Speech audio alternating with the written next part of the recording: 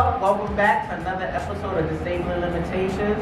You know who I am, Garrison Red. This is me, Jose, aka Junior. And our special guest, Shamilla. Hi, everybody. So, we ask all our guests the same question. What do you do? Wow, okay. Well, first I want to say thank you so much for having me. It's a pleasure to be here and share this moment with you guys. A little bit about me. What does Journeyman do? Okay, so I'm a writer. I write music. I write grants. Yes, I'm writing. I also own my own business, a beauty bar. And just really into the community, being a strong advocate for our community, providing safe spaces, and just, being out there, being in the forefront. Project baby with an MBA. Yeah, I like that. I love that one. So, I know, like, a lot of people are wondering, like, where did you start? What was your first venture? Okay, so my first venture, I was scouting. Well, before you even get into the venture, it's like, you got an MBA. You mentioned MBA. I got my MBA. All right, so let's talk about the background Let's first. do a clap for that. Black woman, with an MBA, let's talk about your college. After college, after you received the bachelor's, what made you, want to obtain an MBA and why? Okay, so I've always been headstrong on education. I feel like education, especially for a woman, is really detrimental. You gotta have education, okay? No matter what field you're in, the sky is the limit, and the only person that can put limitations is you. So after I received my bachelor's, funny enough, I got a story with the MBA. That was not my goal. The MBA was not my goal. I actually wanted to go to school to get my master's in social work. I was very eager to get back into school, and I went to LIU, and it was like, well, the social work department, they can't take you right now. You gotta wait a whole year. So I was like, a whole year? No, I want to be in school right now. So I said, what do you have open?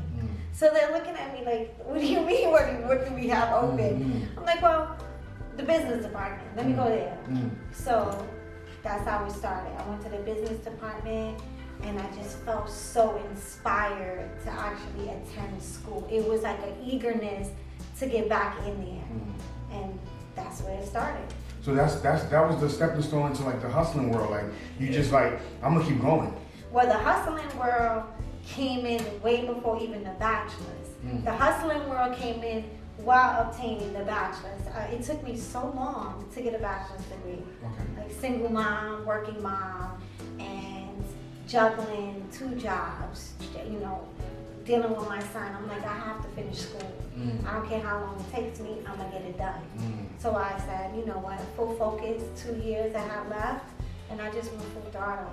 So in between doing that, I was working in different non-for-profits, from FEGS, Catholic charities, familiarizing myself with different people, and just getting out there and learning different components of social work. And that triggered a desire to want to be a part of the community even more. And I'm like, I gotta get my social work degree, I gotta finish it up. That's powerful. Yeah. I mean, that's it's inspiring, not just to, for me, but you're inspiring other young up and coming, young females. They're trying to figure their things out. And for me, this is important. That's why, like I said, I always say this in every episode. It's important that we're bringing different people here to really talk about their backgrounds, their ups, their downs, and really talk about okay, this is what I did to get to where I'm at. Right. So for me, just the MBA part was just like, whoa. Yeah, you wanted to hear about that first, right? I didn't think about that because for me, that's powerful. Thank you. Right? You're a woman of color. Yes. A single mother, Yes. right? That really took the time to really figure your things out and take it to the next level. And then quit. And then quit. That's so the that's key thing. I mean, that's powerful. Yeah. That's.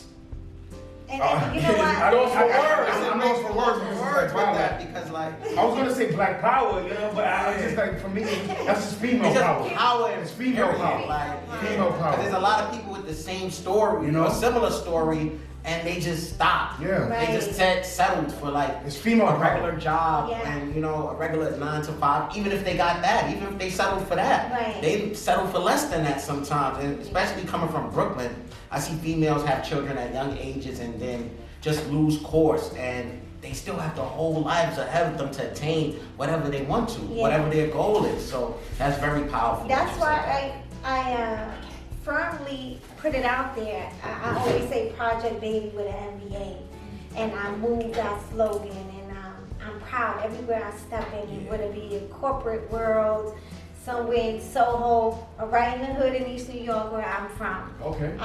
I'm like Project Baby because there's no limits. Again, your zip code should not determine your destiny, should not determine your fate.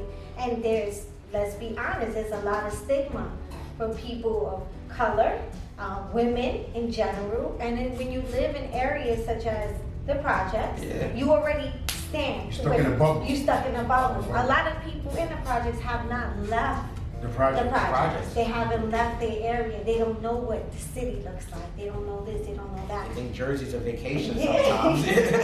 And So it's up to us. It's up to individuals like us to say, this is where I'm from and I'm proud, but I have goals and things that I want to achieve. And it starts with you. So I'm firm with that Project Baby stuff. My friends be like, really? I'm like, yes.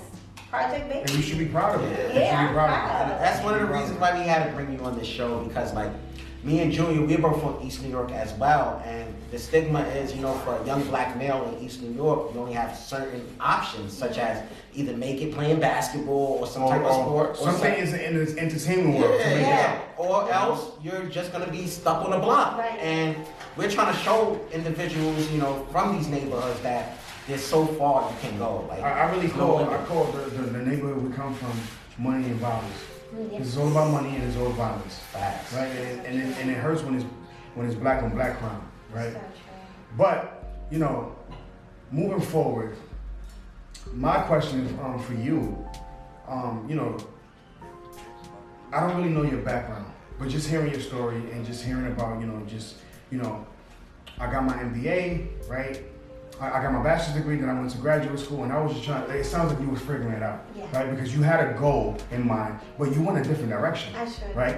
So now, like, the question I'm about to get at is that a lot of people get lost, and a lot of people, when the sidetrack happens, right? They're afraid of that shift, right? And they're afraid when you have to. People are afraid of reinventing themselves, Absolutely. right? Because we're so accustomed to, Yeah. being like, oh no, one track minded. This is what I'm Yeah, focusing on. I'm gonna stay right. that. But you went a different route. You went into a different direction. Talk to me about that process, right? Mentally, right? And how it led you to. Because I'm assuming that you probably left, with your MBA. You probably worked for a while. How did it lead you to what you're doing today? That's a great question. So, all right, I went to grad school, studied, earning the MBA, and I'm sitting there, and I'm not discrediting, I'm a proud alumni of LIU Brooklyn, but a lot of things that I'm hearing a professor say I'm applying every day. I know how to do it, so that part wasn't so hard. I think what got confusing for me is I just said, you know what, I'm gonna let God lead this, because I've always had an interest in the non-for-profit world and the business world. And I said, why do I have to compromise? Why do I have to say one or the other? Why can't I combine the two? Non-for-profit is business, and it's part of community. Business is community. Why do the shift? But the shift happened. So as I'm earning the degree, I'm saying to myself, are you really sure about this? What are you gonna do with this MBA after? Do you wanna work in a bank? No. Do you wanna be an accountant? No. So I'm almost done with this degree, and now I'm second guessing this degree and already starting to apply for another degree.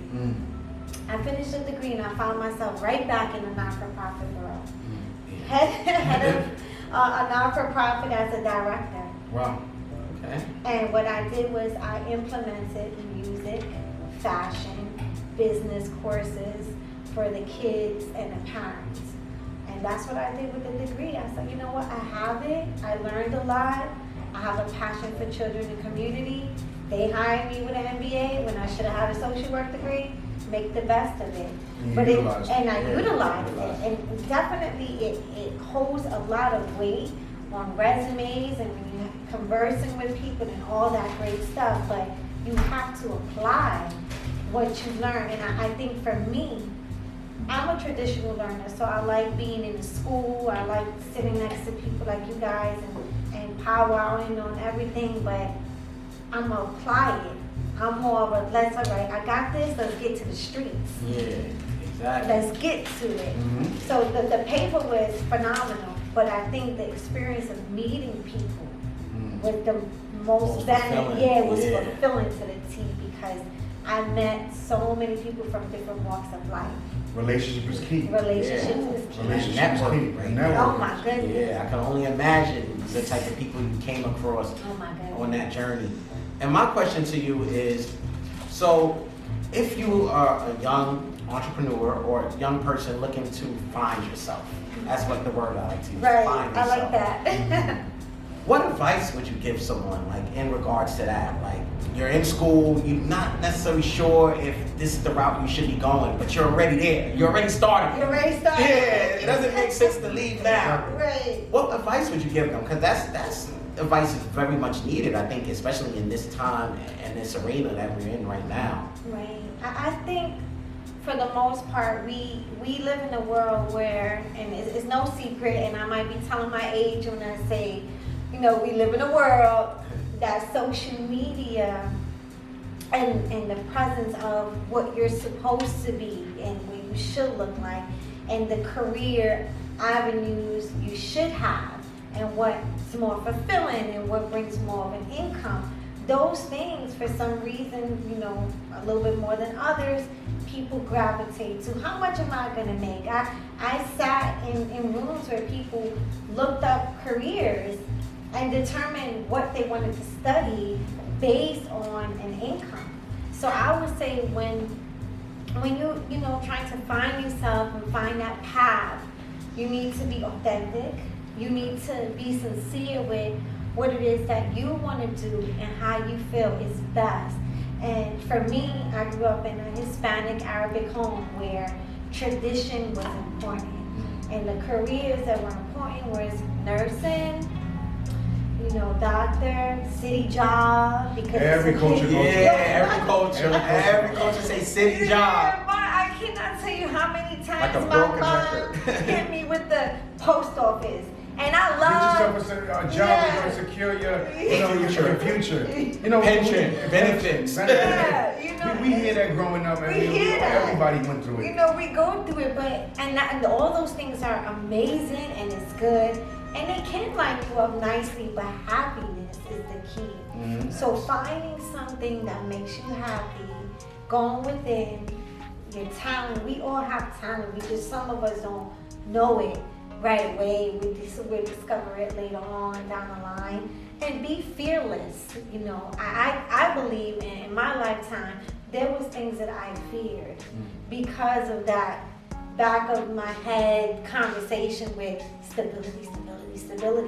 And I said, you know what, bump that. I have to do what's best for me. So think about what you want to do, how you want to do it. And if you're already in, you know, a certain career, it's never too late. It's never too late to say, I'm starting over. I was sitting in class with 70-year-olds who are now who were embarking for the first time in being in school.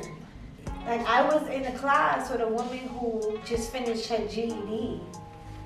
You know, from GED to bachelor's, and she was like 65. Exactly. And some people would say, oh, why? It's never too late. It's never too late. Why not? It's never too late. I feel like so the day you stop breathing, it's never too late. It's never too late. Never too late. So just focus on what it is that you want to do. Maybe plan it and speak to other women, other entrepreneurs. Talk to individuals. See what's out there. Sometimes we close ourselves out from the world, but you have to tap into people. Don't be afraid to discover who you are and see who you know. So you mentioned you were Latina and Arab. Yes. Oh, okay, that's a hot combination. Thank you. I mean, I never really heard of that one, you know. But Yeah, I asked my mom, like, yo, how did y'all meet? She's like, the corner store, duh. That's hot. Yeah. So I got a question. We was talking about prior to, airing. You was telling us about your business that, you have another shop opening up in 2 weeks, but your baby was your first shop that you opened, Yeah. the first beauty bar. Yeah. Yeah, so tell us about the adversity and challenges you faced with that, because I think that's really important. A lot of times people don't talk about the challenges. They always see the finished product, but they don't talk about what you did to get there, what you did while you was there, and things of that nature. That's a great question. Adversity, I'm not a stranger to adversity. I'm not a stranger to trials and tribulations, nor am I a stranger to having to decide if today I'm going to eat breakfast or dinner. When you're put in situations where you have to fend for yourself, I think that's when you're the most strongest. And the moment you become weak is the moment that you realize your strength, because that weakness is what pushes you to embark in this type of like new ego that you never knew festered inside of you. For me, when I opened my first beauty bar, I actually went, and before that one, I had like a half of a beauty bar. So I went into like a barbershop and I was like, yo, what's up? We got empty space here. You wanna do business? And the dude was like, all right, come on, let's do business. Started there, it went well, it was like on North Street Avenue. Okay. And then I said, you know what, I need more space. And I finally got my own space, which was in Bensonhurst. A lot of challenges went into that because I say for starters, I didn't do my research. So I always say to people, I'm gonna give the viewers a very unique and powerful tool that a professor said to me, and I admired this professor. He was super cool. He even introduced me to Kabbalah. Well, he saw me reading a book and he was like, what you know about Kabbalah? And I was like, I know a little bit.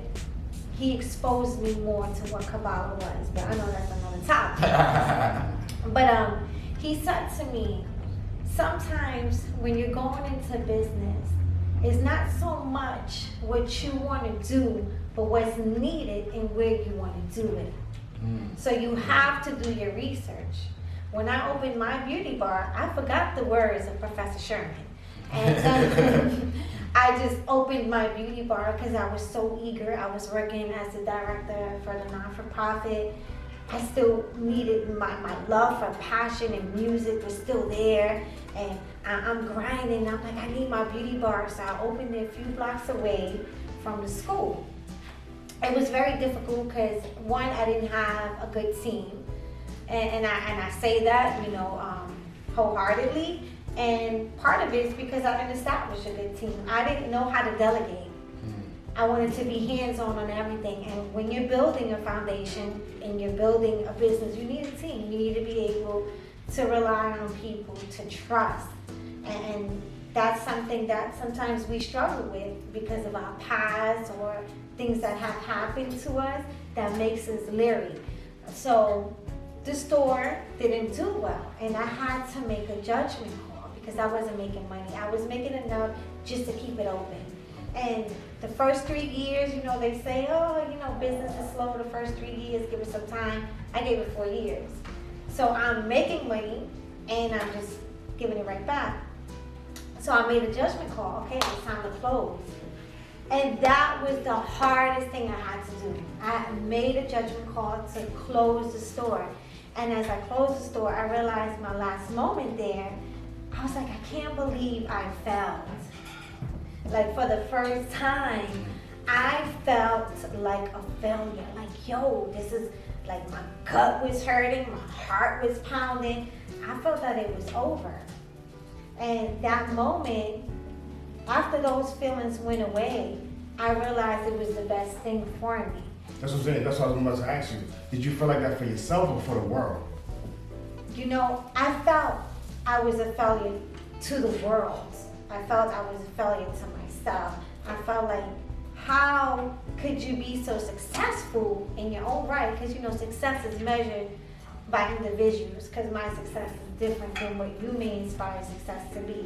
But I felt like I let myself down. And I felt like I now have to explain why my store is closed. And that was That's like hard right there. that was the hardest thing. And you know, I could have made tons of excuses, but I had to be honest, because my story and what I learned can help someone else. I didn't have, you know, the resources that I needed to help me, or the people that I needed. And I wanted to share that story with others. Like, before you open up a business, know what you're doing. And if it doesn't work out, it's okay. It's okay, because now it's okay. I have a better spot. It's in Bloomfield, New Jersey. I'm buying some colleges, and I'm gonna do it right. I feel like I'm gonna do it No, right. you are gonna do it right. I know you're gonna do it right. You're walking by faith. Yes. You know, and I you know, just hearing you and hearing your you know, what you went through, it sounds like faith was leading you into where you are today. Yes, so much. Faith is like, oh my goodness. We'll be here all night, because faith has brought me a long way. You know, I always talk to the divine, and I ask God, like, clear my path, clear my mind, and allow me to see what I'm not able to see, and open my ears to what I can't hear. And I let those words help guide me. And you know, they say age brings wisdom and experience brings knowledge. Yes. And I feel like it has. And now what I want to do is use my knowledge, what I've learned, and impact other women. You know, especially single moms, and living in, and it's not just projects, you know, we sometimes live in situations that are glitz and glam, but inside them doors is not that. Yeah. We never know what our neighbor is experiencing. Yeah, I agree with you on that. And then there's a lot of people with glamorous homes that's living day to day. Oh, yeah. So, you know, you gotta always think about that as well. So my next question is, you mentioned music and your passion for music. Yes. And look, she smiles as soon as she says music. So, Music. so let's talk more about that, because I know that you're a writer. Yes. And being a writer, just let's talk about it. Where do you see yourself with the music now? Okay, so I'll make a long story long, but I'm gonna make it short. With the music, it started with poetry. I've always been into writing as a young girl. Like, I think 5 years old, I was writing.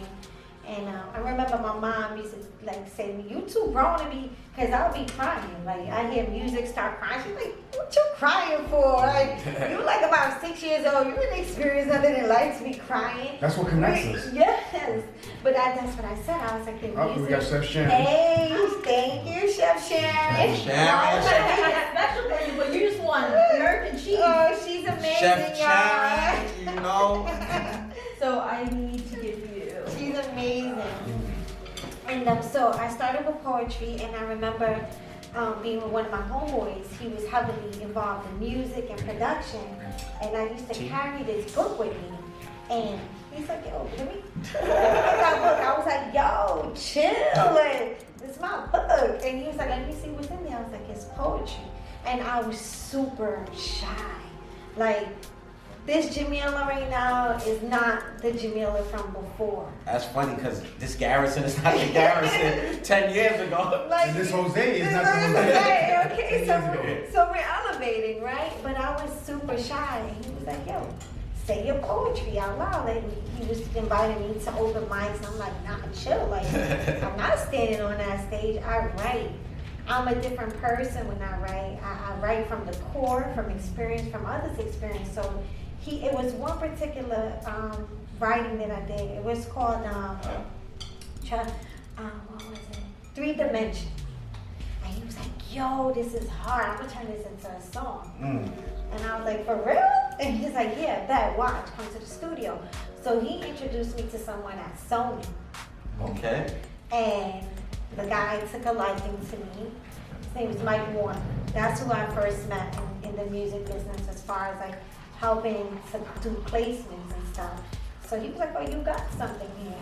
then I realized at that moment, like, yo, I think I'm kind of good at this. So I started just beast. I call myself the beast writer because I just started writing for fellas. I write for a lot of people that people may not think has a woman writer. Oh, okay. Talk to them. Believe it or not, there's a lot of black women writers out there. Yeah. They are in the industry and they're writing for like Beyonce. They're writing for these top artists. So Right. Yeah. And I was like, yo, cut the chat. Oh, let me get that. Okay, take it. A lot of ghostwriting.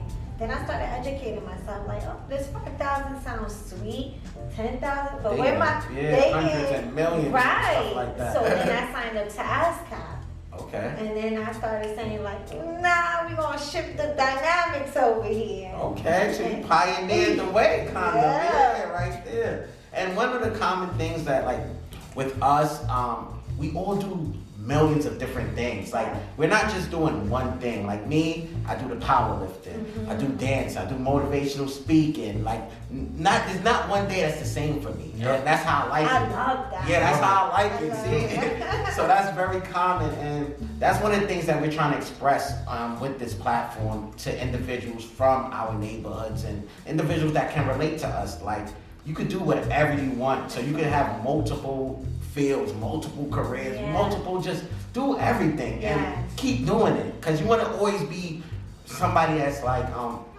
there. You want to be there. You want to be seen. You want people to know who you are, and that's a good thing in a lot of cases, because that's how you network and that's how you get to other places. That's how you get to other levels. So I like that you try and do everything. I love like, it. yo, the music, writing is such a passion. And I always say passion, but I'm learning to adapt to say it's a talent.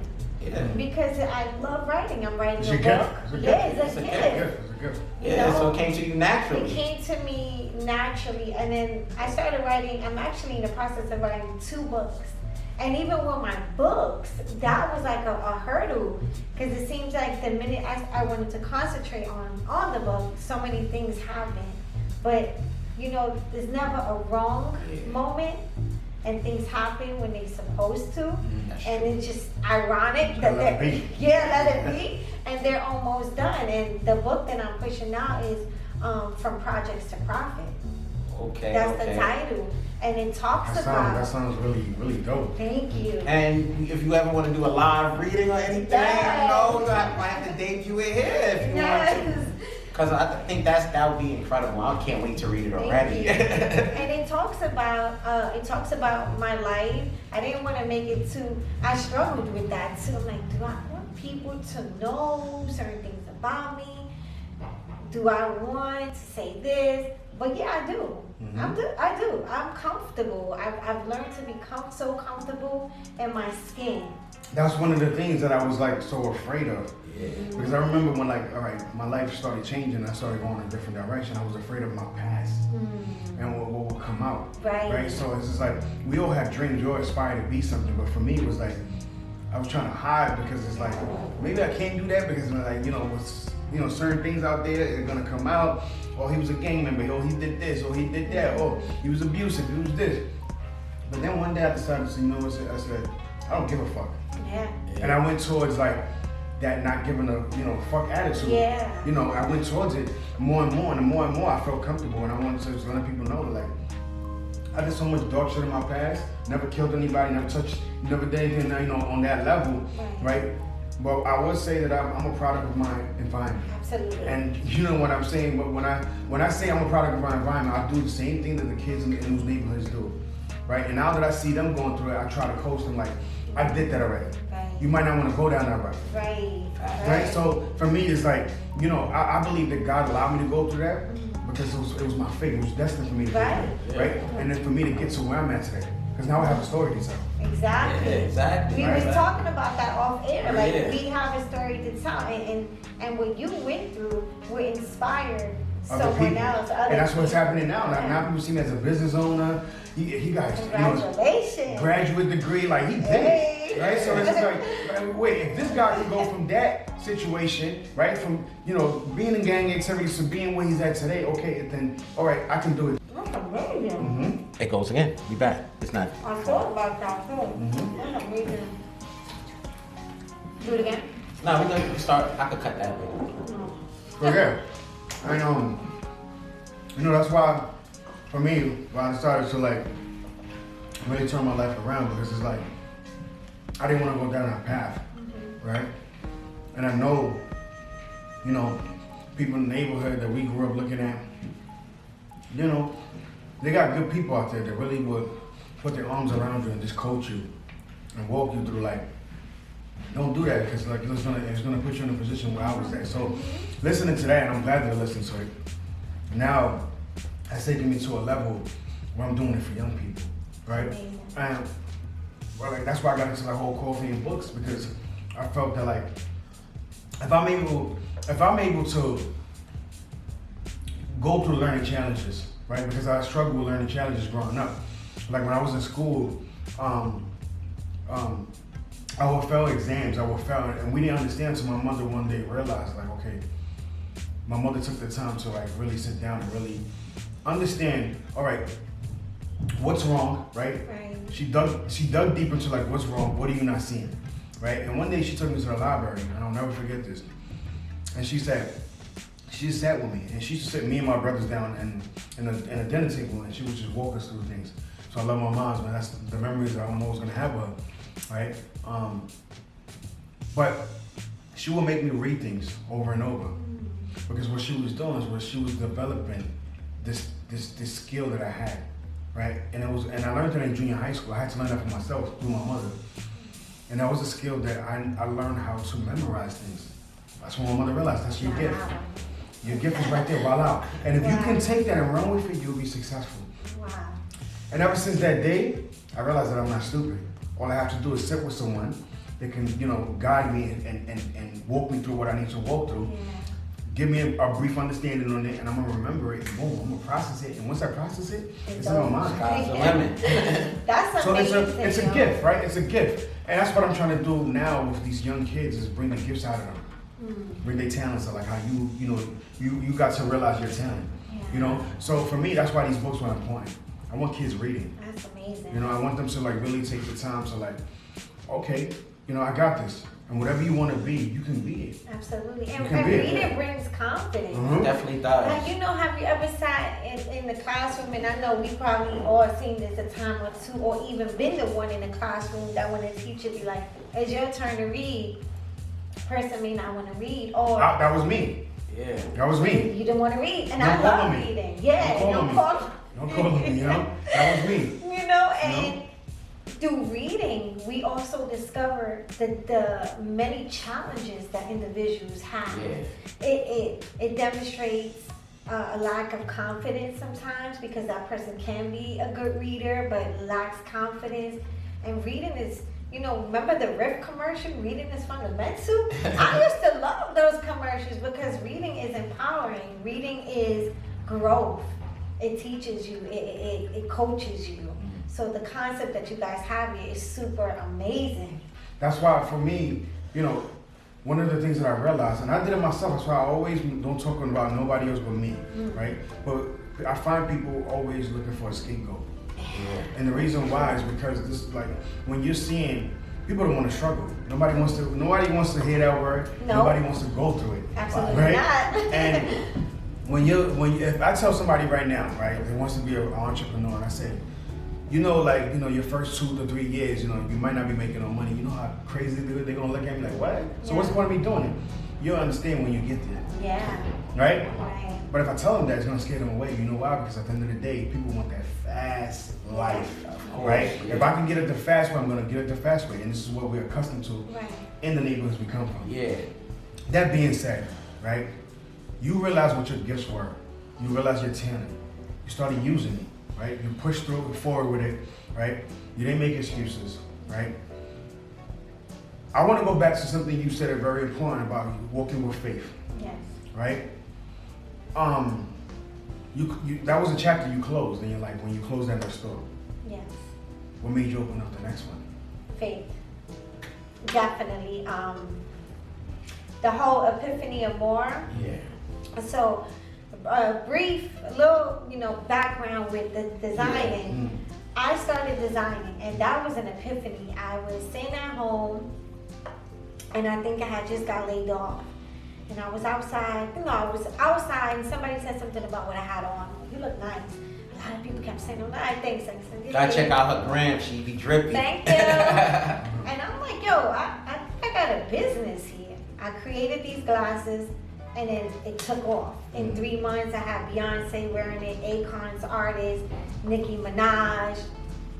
I had a lot of people wearing my stuff, and it was an epiphany. It was a conversation I had with God. And the conversation was fight, or sink. Either you're gonna drown or you're gonna get up. But you're gonna have to make a decision. You're not gonna be standing on a standstill while I'm the boss up here. So with my store, it was the same feeling. It felt like I was ripped apart, because the store was bigger than a store. I actually wanted to have it as a hub for women coming out of incarceration. Give them a sense of learning a skill, whether it was makeup, hair, and building a sistership. So the store was bigger than what it was at the moment. It's not just about making money. No, it wasn't just about making money, definitely. And I was like, this is gonna be a hub for women. And hey, who knows what it would turn into. I started writing grants, and the city started approving it, and I'm making money, and I'm doing this and I'm doing that for the community. And that went swell. It was all great and dandy. And when I had to close that store, it was kind of like I forgot all the work that I did, and I didn't give myself enough credit. And I just looked at what didn't happen. So when opening the new store, I said to myself, dust it off. Dust it off, keep pushing, But I did have another conversation with God. And I have conversations with him all the time. People pray and they say you talk to God or however you talk to God. I deal with him like a homeboy. Yeah. And I'm like, he's a friend. yeah. That's my friend. I treat him like a friend. Yeah. And I'm like, yo, I'm about to do this, so I kind of need you to have my back, And when I saw that spot, initially I was like, man, this is a great spot. It may be too expensive. And after speaking to the landlord, he adjusted what he first wanted for me. This man never met me. It was just a conversation over the phone. And then he said, I like when a woman is making moves, especially. Why not help? Yeah, why not help? And then I said, this is an offer that I cannot pass by. And I knew that closing that store was not the end of Pearls and Lipsticks. That was just the beginning. That was I learned, now I'm growing. And it just had to close, and I'm moving on to bigger and better things. And that was my inspiration, the faith. And there was people, the naysayers. You sure? It's a pandemic. You sure you want to go into a lease in Jersey? Why? I got this, because I want to. God told you, he got you already. Yeah, I said I want to. And, in 2 weeks, it should be open, and I'm excited. And I can't wait, because I'm going to come by there, Yeah, check you guys it out. have first dibs. So my next question to you is, and it's a big question, and we always discuss this on this show. Let's go, come on. How you deal with your mental health? Like with all of this going on, how do you, stay? That's one of the biggest things Yes, we talk about here. Exactly, mental health. Because we all have some type of demons or just something that's telling us, And I'll walk you through it, because, sometimes, people won't really process it the way, we ask the question, right? So when we talk about how do you deal with it, meaning how do you cope with hurt? How do you cope with, dealing with the world? Yeah, because I feel like we're battling things that, sometimes we can't control. Absolutely. Right? And most of the times I believe that we're stuck between this trying to control things, right? And it leaves us in a deeper hole, right? And for me, when you're dealing with all that, right, as a woman, as an entrepreneur, as a business owner, right, how do you go about that pressure? Because that's pressure. Oh, it is. It's pressure that you're dealing with, right? And you got bills, you got a kid, you got responsibilities, you got, oh my God. I mean, I can go on and on and on about what you got, right? When that pressure starts attacking you, right? It's like being in the boxing ring, and they start throwing punches at you. How do you play defense? Yeah. You said it's a big question right here. But no, and you know, I love that question. Being a former case manager, a director, I had to really keep myself, my mental sanity, because I was dealing not only with kids, the parents, my staff had issues, everyone around me had an issue. The little people have issues. You know, 5-year-olds have issues. And I, you know, forget that as a human being, I have my own. And my mental state is super important, especially in the business of music. The business of music is dominated by men. And I love the business, and you have to, as a woman, you have to be a shark. You don't have to be mean, but you have to be confident and you have to be assertive. And that alone is pressure, because you're dealing with a presence of domineering, a man who, in a room full of men that are dominating, or at least want to dominate the conclusions of the meetings and contracts. That's stressful. The world in itself, and the pandemic and the things that we see people go through or we personally are experiencing is heavy in itself. When I find myself in a ring, how I defend myself is, first, I learn to identify what triggers me, what bothers me. And if it's something that I can eliminate immediately without giving it too much of attention, I do it. Like before, comments on my page would bother me. Or if somebody said they didn't like something I had on and I thought I was looking trippy and fly, those things would bother me. Then I learned to say everybody is entitled to an opinion. Everybody's entitled to feel a way. Why are you letting that bother you? So for me, keeping my sanity is a priority. So if it's something that I can get rid of, I will. I feel like fear is an illusion. I say that all the time. I say that too. I That's say one that of all the time. my. It's an illusion. Fear is an It's an illusion. Yeah. We're afraid of nothing. Yeah, We're afraid of nothing. and sometimes we're afraid of ourselves and the capabilities that we have. And sometimes we alone cause a lot of the stress within ourselves because we're fearing that how we could be great. Yes. But you know what I believe is causing that fear is distractions. Distractions can come in and play with your mental health. So for me, I learned to give myself the alone time, identify when I need it, and I've learned to say no. Before I couldn't. You know, everybody named Mama would need Jamila, and I'd be like, okay. Even though I said okay to 10 other people, and it's only one me, and I said okay to the 10 people for the same time, I learned to distinguish when I need my time out.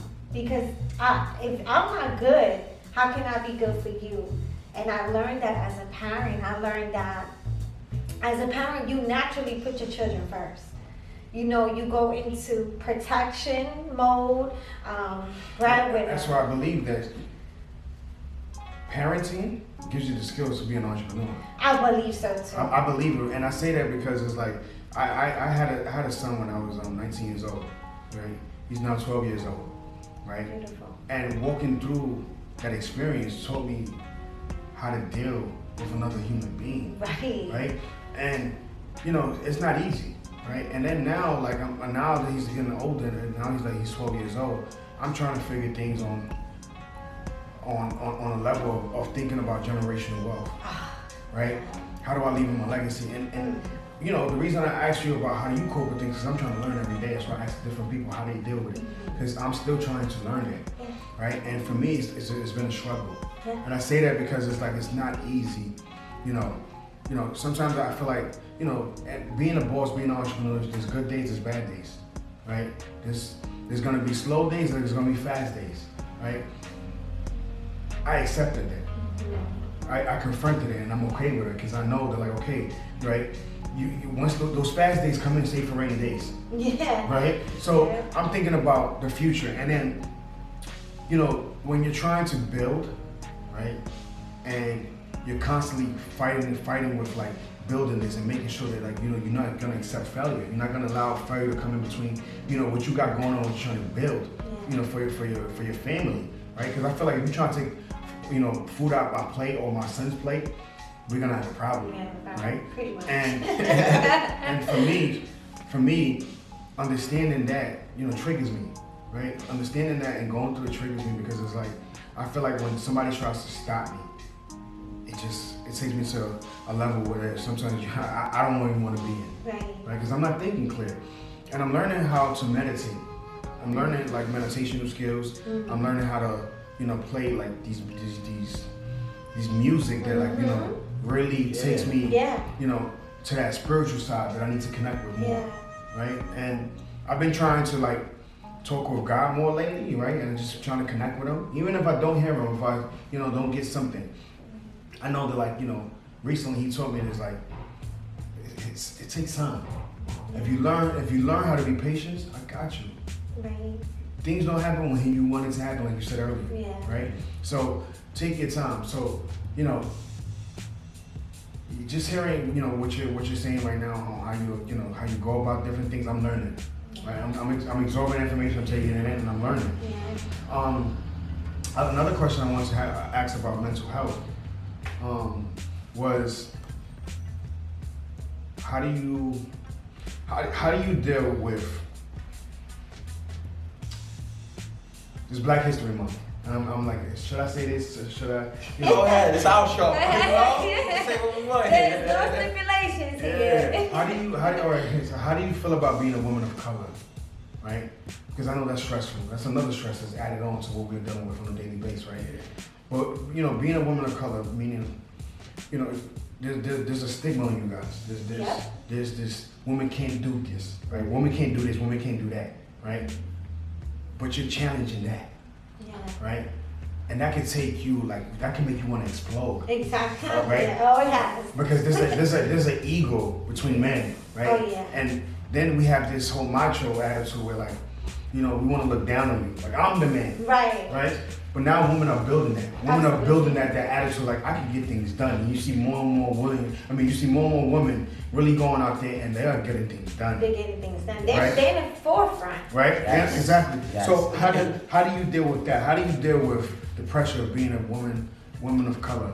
Right? And I just want to, the reason I say that is because I don't want people to think that like, you know, this is a whole black thing or, you know, I'm just mentioning black. But for me, this is real life. Yeah. Yesterday we spoke about. I mean, I love these questions, yo. And you guys are digging deep. And this is what sets you guys apart from other people. Because you can go on interviews and the questions would be similar, but there's so much transparency here. Mm-hmm. And I think that's a component that you guys are bringing to the table, which sets you guys apart. So let me just say congratulations to that. Thank you. Because it allows all of us collectively at this circle round table, right? To be honest and to be fair so that the viewers can understand that. Just to piggyback a little bit on what you said, spirituality and connecting, every day I'm learning. Just before I got here, the car got stuck. My boiler broke, so it's 2 days in the house without no heat.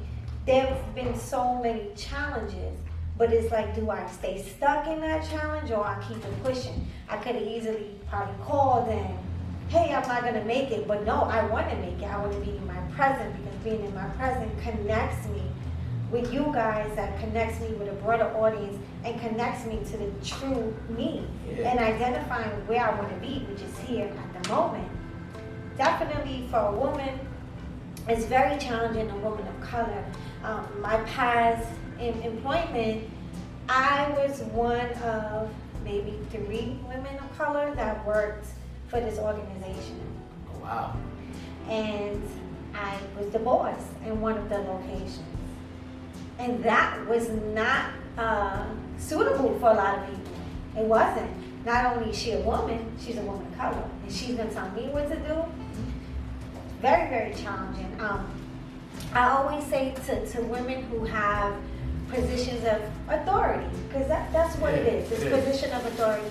Never abuse your, authority. And when you are a person of public figure, authority, or have a power to, to navigate, use that navigation the correct way. It's like you put Waze on, you put your GPS because you want the quick route. It tells you when to get there quick, it tells you when the police is coming. It gives you insight. Never use your power to overpower and just completely be fair. It's been very difficult. I say every day is a challenge. Whether I'm in a meeting for music, in a meeting for political reasons, I come in and there's already a stigma. Oh, a woman. Feel that energy, right? You feel the energy. Oh, a woman. Oh, she got long nails. Oh, she got a designer that. Things already, people start to, what's the word I'm looking for? Prejudge you. Prejudge. There's a lot of prejudgment as a woman when you come in. And sometimes you have to disclose your education for them to realize, okay, I'm sitting next to someone that has some sort of knowledge. And I feel like that's unfair because I've learned so much from different people, different walks of life. I learned how to run my first store from a drug dealer. I'm involved in an organization called Bang United that has, ex-gang members coming in and do community stuff. So I feel like it's something we can learn from everyone. As a woman of color, it's very challenging, and I'm up for the challenge. I'm up for it, and I love it, and I'm always suited up and ready to go. That's how you have to be. And I'll say again, be assertive. Get educated. Education is important. Get your education. Be assertive, and use your power to shift things. Yep. Not use your power for control. Because sometimes we get lost in control, and I think that's when we lose it all. When we Try to control things. Try to control too much of everything. And I'm learning that more and more. Like I struggle with that because it's like, we want the best for our kids, and I'm trying to like literally control like his education and making sure that I'm doing everything I can so that I put him in a position. This is all about positioning yourself. I put him in a position for him to win. Right. Right. And it's like my mom's was walking me through that, and she had told me something that was stuck with me. And I didn't want to hear it, but I had to hear it. But she just told me that, okay, you want Harvard for him, you want Columbia University. But what if he don't want that for himself? Right. Oh, I experienced that. So right? as a parent, I know. Yeah. I know, because I have my whole son's outlook. Exactly. Right. I'm like, you about to do this and this. He was like, no, I'm not doing that. I'm like, huh? Yeah.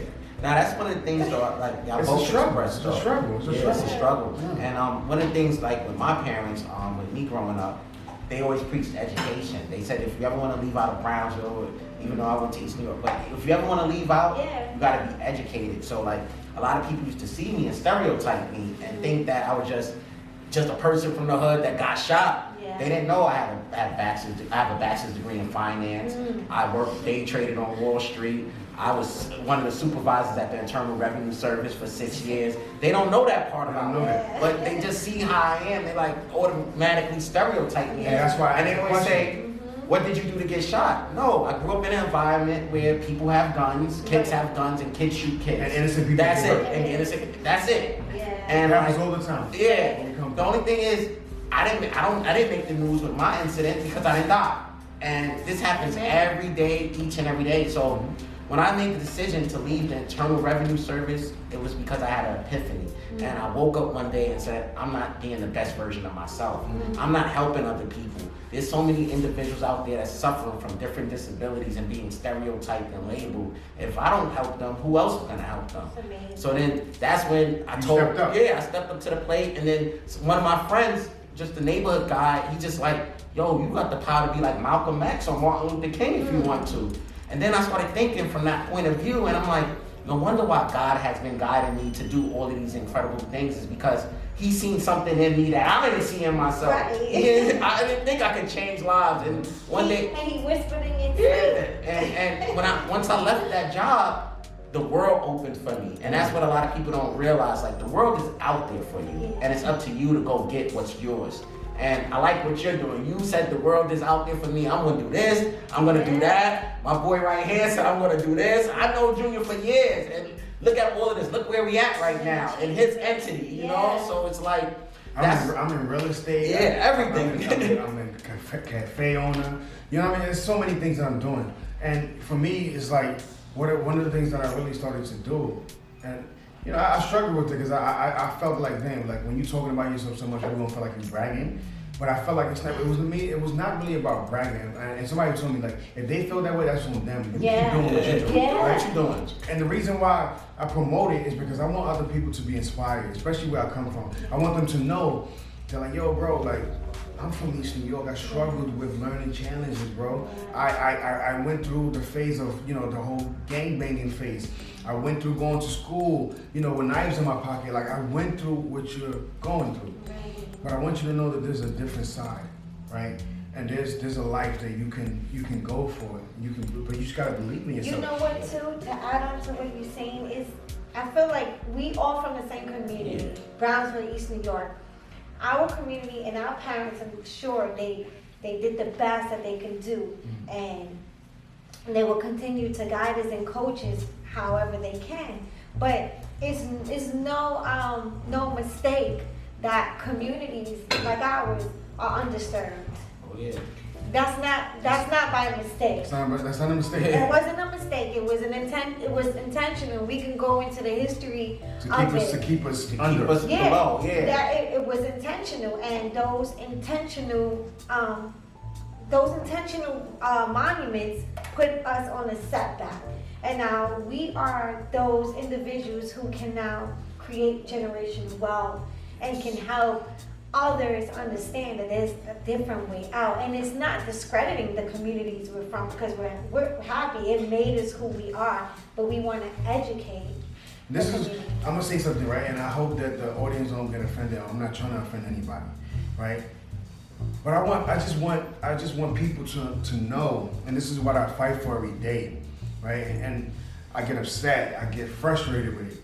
But it's like, you know, for me, you know, I used to always say, like, yes, congratulations to Starbucks, right? And all these big companies that are doing what they're doing in the coffee business. There's so many coffee companies out there, but why is not a black successful Starbucks that's rising up and opening up so many, you know, cafes? So I said, you know what, I'm gonna do it. Yeah, exactly. I'll be the first one to have multiple stars cafe all over. I'm gonna do it. I have the attitude, right? And for me, right, like, I get upset because it's like, this is not me coming at Starbucks or Blue Bottle or none of these companies. This is me saying that, like, yo, it's time for us to rise. It's time for me to have these stores all around. Yeah. You know what I'm saying? And invest in my community. It's like, it kills me when I see, you know, Starbucks and they go in there and their corporate outfits and they go into these corporate meetings trying to discuss what they should do for black people. Right. Or this is how we're gonna handle the situation. Or this is how we're gonna take care of these, you know, 15 an hour to 18 an hour employees, right? This is what we're gonna give them. This is the benefits that we're gonna give them. No, why can't we create our own benefits? Absolutely. Why can't we create our own dollars? Exactly. Right? So for me, this is not me coming at them, but this is me just being honest and being practical. Absolutely. I said, you know what? I don't need you to give me benefits. I'm gonna go get my own benefits. Absolutely. Right?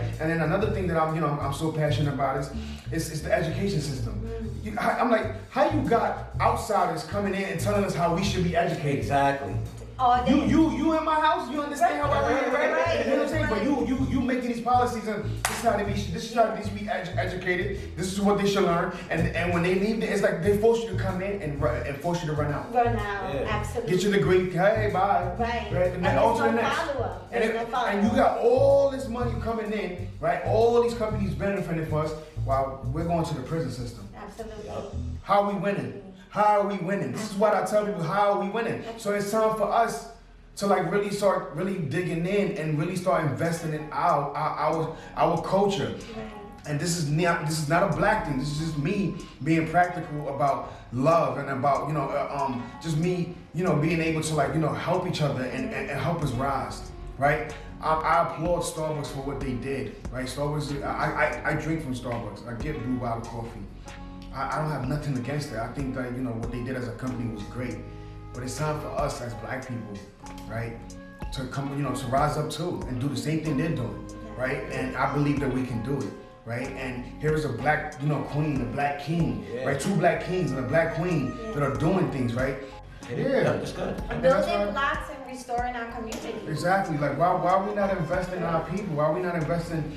And I felt that, like, you know what? If I have money, I'm gonna invest it into my coach and my people, making sure that, like, okay, you got one storefront, let's try to get 20 of them. There you go.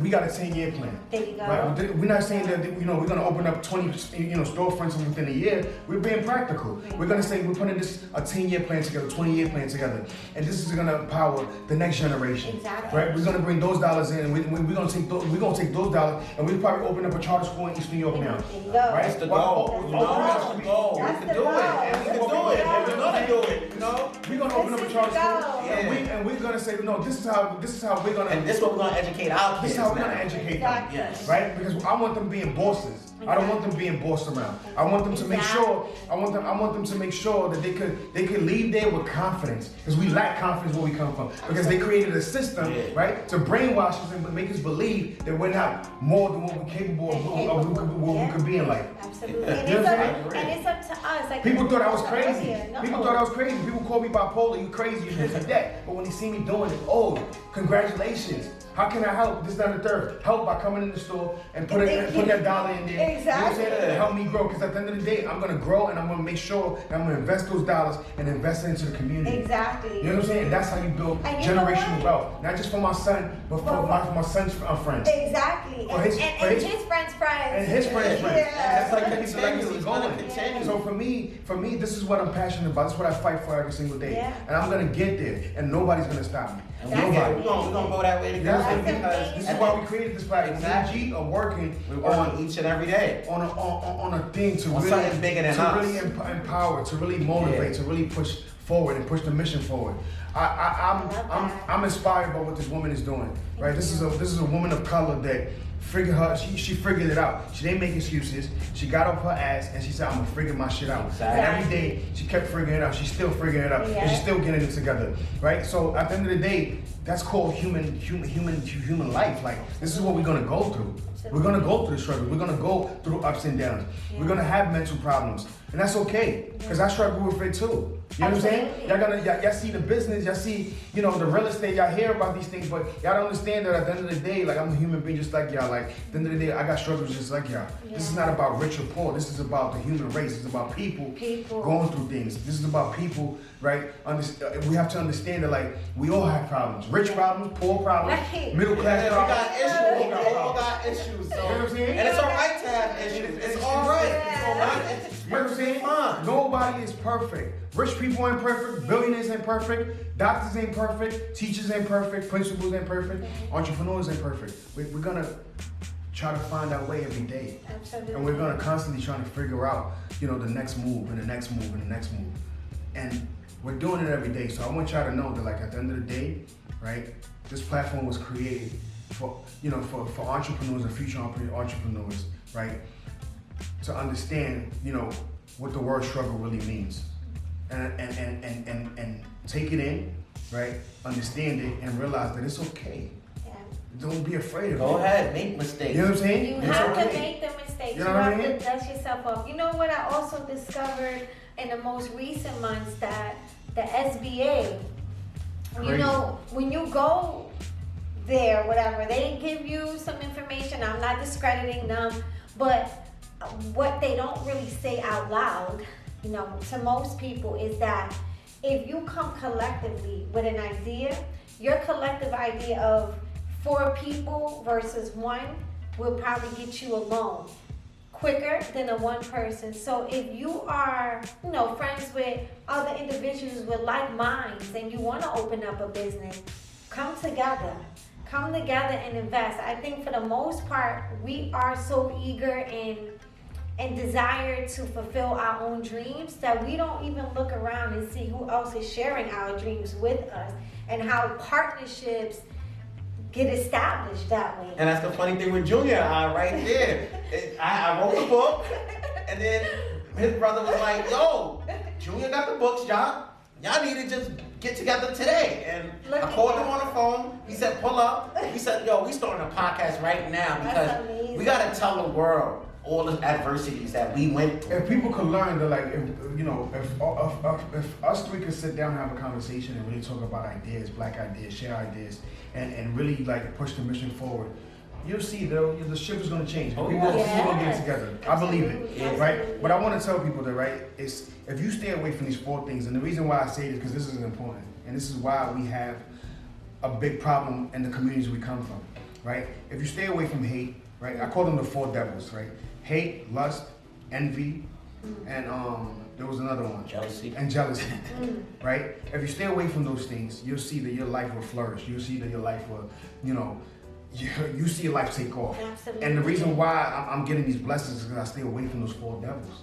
Same And I here. believe that, like, I'm like, when G came in and was talking about himself and he was talking about all these accomplishments, I didn't sit there with none of those 4 things. You didn't hate on me, The no. first thing I did was, how can I get next to you? Right, right. How can I get next to you and share these ideas Right. and talk more about it? Because I want to Right. learn. I want to learn, exactly. You know what I'm saying? I want to learn. So for me, if we stay away from those 4 things, I feel like we can be so powerful. So powerful. So powerful. But what it is in the neighborhoods we come from is that we have these 4 things in us. Yeah, right? yeah, we afraid to just get rid of them. And they don't understand. I want people to understand that, like,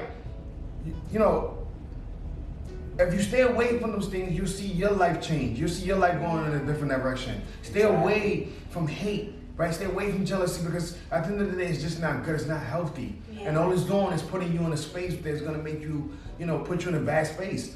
So for me, I applaud all the go-getters out there who are trying, who are every day going out there and making things happen. And I tell people, with people in the music industry, these athletes, people, one thing that kills me is like, when people rob other people, when people, try to, take from other people, I'm like, do you understand the work that LeBron James had to put in to get to where he's at? And he's still doing that? Still. Tom Brady just won a Super Bowl champion. I love sports. too. But I don't see it on the glory. I don't see the glory. Because now I'm a boss. Now that I'm at this position, I see the hard work that they go through. Same I see the here. back end work. Yeah, the sleepless nights. The You're sleep- trying to right, get Being told no over and over And and, I guarantee over that again. if people understood that process, we probably won't hate as much. Exactly. Because what you're seeing is the cars. Right. You're seeing the big homes. Yeah. And that builds hate. Like, fuck out of here. Look what he got. Yeah. That's what that builds, right? But they don't understand. They're like, damn. But Like, they call it lucky. right? That's another thing. They don't call it understand. lucky. It's not lucky, it's They don't cold understand. They're like, yo, I had to make sacrifices to get Yeah, here. yeah, You know what I'm saying? yeah. So for me, I like the whole, what Drake said, rest in peace to Kobe Bryant, and that was one of my favorite plays, and I was hurt when that happened. In the gym. He wasn't with me shooting in the gym. Oh, I You was wasn't gonna really ask. shooting in the You gym. wasn't with me shooting in the gym. I'm sorry. That is my thing. Yeah. You know what I'm saying? That's what I live by right That's there. my Like, you wasn't thing. with You me. wasn't with me when I was shooting. And I live by that. It's like, yo, like, you know what I mean? Like, I wasn't with you, so I who am I to even ask you? You know? Like, for me, like, stop. Let's. Beggars can be choosers, first and foremost, right? Let's not beg. Let's not hate. Let's not create jealousy for ourselves. Let's learn. Yes. And let's say that. Like, this is one thing I want everybody to understand. If we learn how to say, how can I help? How can I learn? Yeah, How can I be of assistance? right. You see the world, and I say the world, not black, not white, not Chinese, not Arabic, Right. the world, The the human world. race. You see us developing a better mindset Absolutely. and a better world, Absolutely. right? And I'm gonna leave it at that because And- I'm passionate. No, I love it. Passionate. Like, we taking it to church. From the Anything we church, didn't cover? the What we church didn't to cover? church. Well, I want to close it out. Yeah. So I really want to close it out with, you inspire me. Thank you. and me Thank too. you. And that's why I had to bring you on this show because You inspire me. your story is like so phenomenal, and I really respect your story, and I think that the world needed to know your story. I appreciate that. I do.